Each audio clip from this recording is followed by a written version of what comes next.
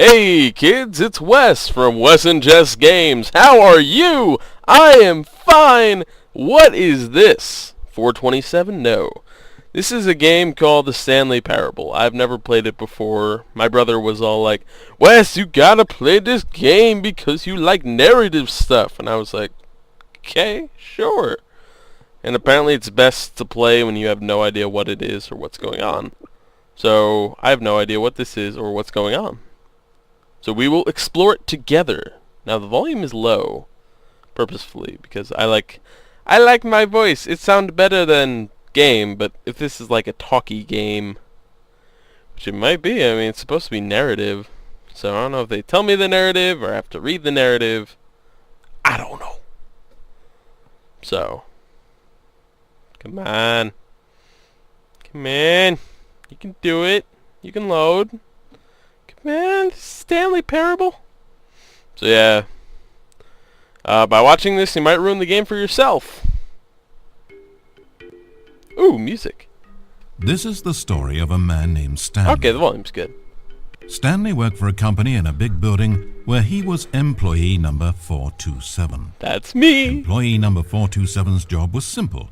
He sat at his desk in room 427 and he pushed buttons on a keyboard. That's what I do on a daily basis. Orders came to him through a monitor next to his desk, telling him what buttons to push, how long to push them, and in what order. What a sad life for Stanley. This is what employee 427 did every day of every month of every year. And although others might have considered it soul-rending, Stanley relished every moment that the orders came in, as though he had been made exactly for this job. And Stanley was happy. I was happy too, that whole time. time. And then one day something very peculiar happened. Something that would forever change Stanley. Something he would never quite forget. He'd been at his desk for nearly an hour when he realized that not one single order had arrived on a monitor for him to follow. No one had showed up to give him instructions, call a meeting, or even say hi. Aww. Never in all his years at the company had this happened.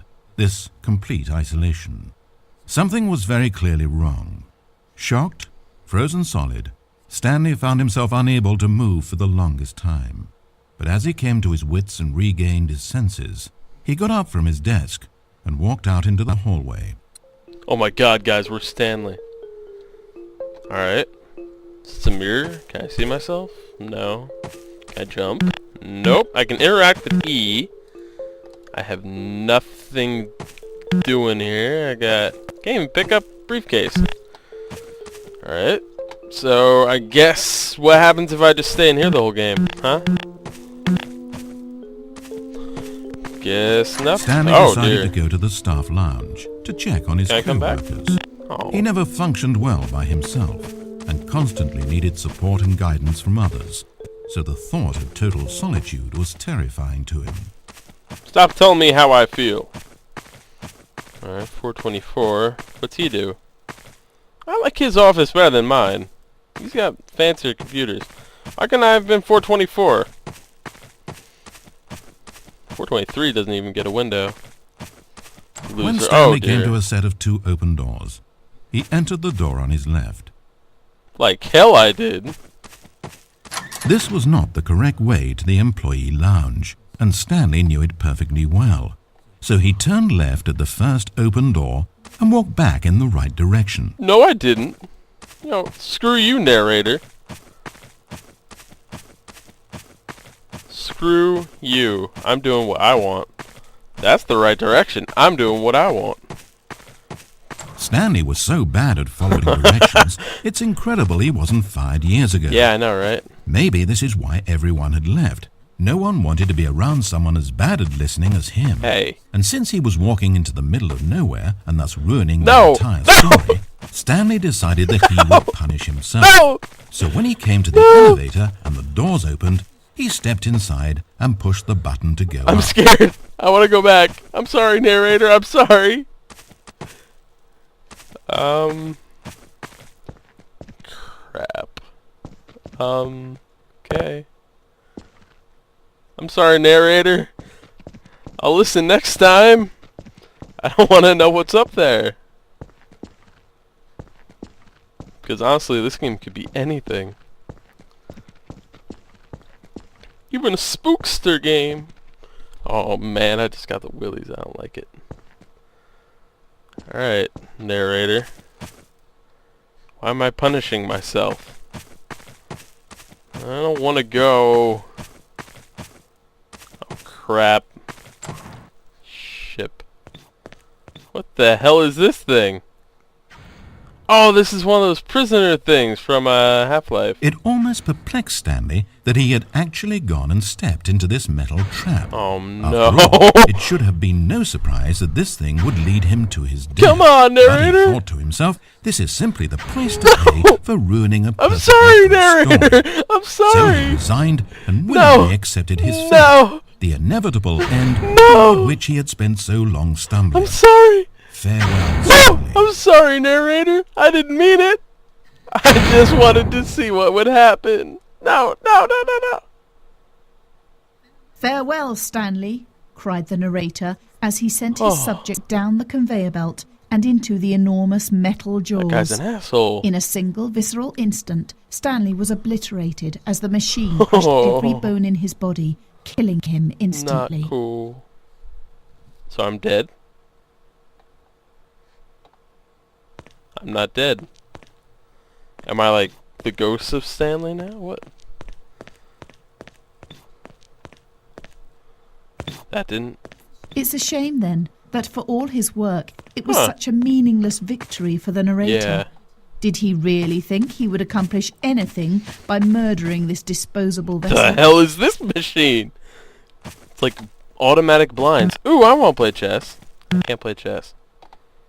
Rook to rook 5. I don't know. Alright, now what? I didn't follow directions and now... Is this my office? Looks like my office. Did they move my office out to the hall? What's going on? Can I get mail? Can I pick stuff up? Beep beep. Alright, so I'm going towards the exit. Huh. Every possible choice Stanley could make had been designed for him long before he ever set foot here. Yeah. The narrator wanted to kill him. Yeah. Stanley was already dead from the moment he hit start. Who directed this game? M. Night Shyamalan? Oh crap, I don't want to go in there. That's gonna push and kill me. Okay, now. There's the glorious exit sign.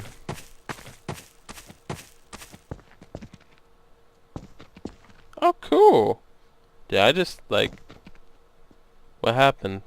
There's no salvation for either of these two, I'm afraid. The narrator had as little power over Stanley as Stanley did over the paths that he walked. Huh. Okay. But listen to me. This story is Well, not good, over. because that would have been the shortest game I've ever You can still save seen. these two.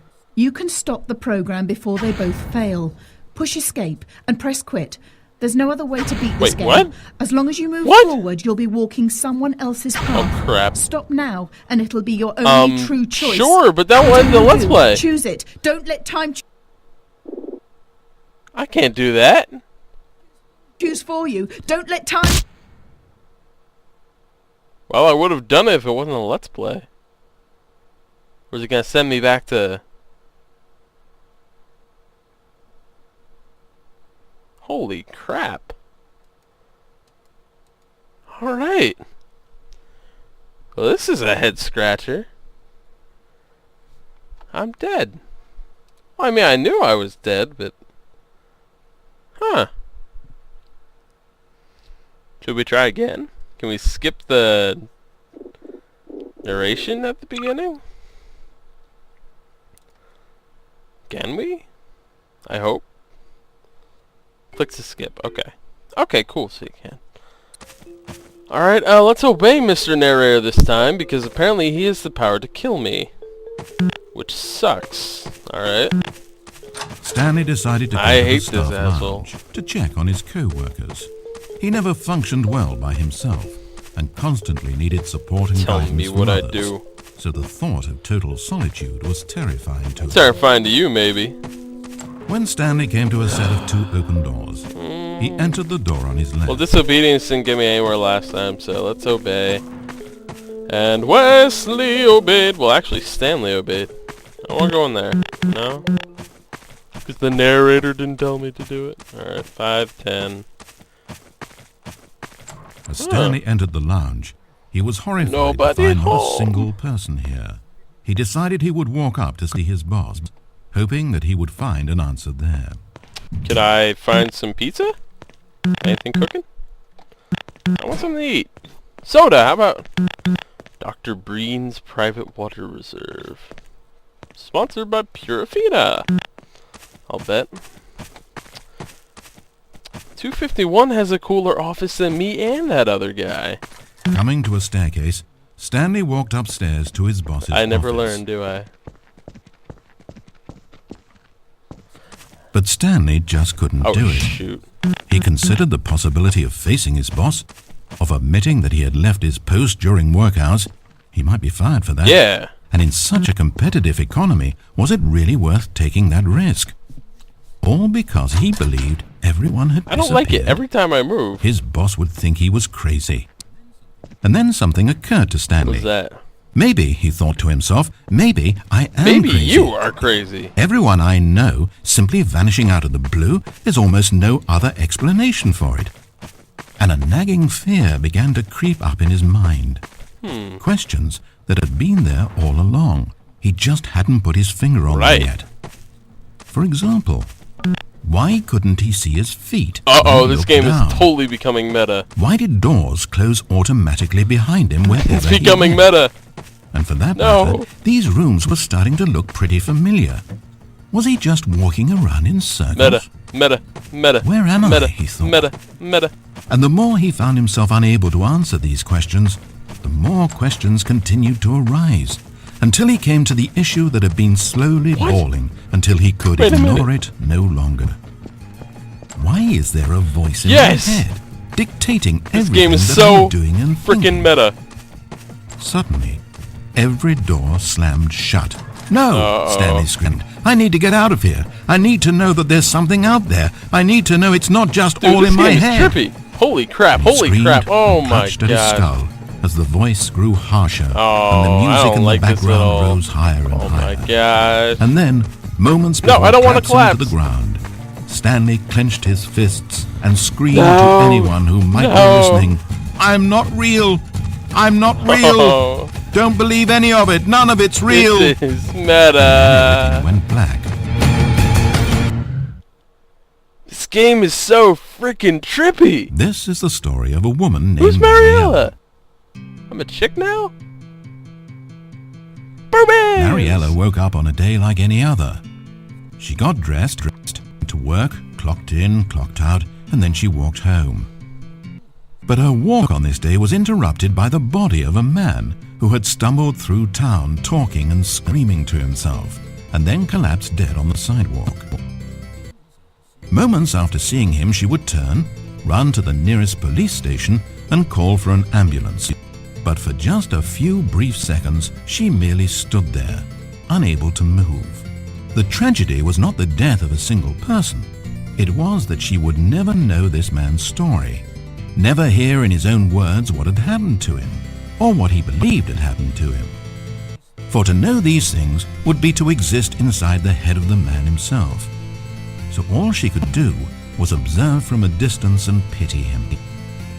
But Mariella had places to be and people to meet with, very important people, whose impressions of her would affect her career.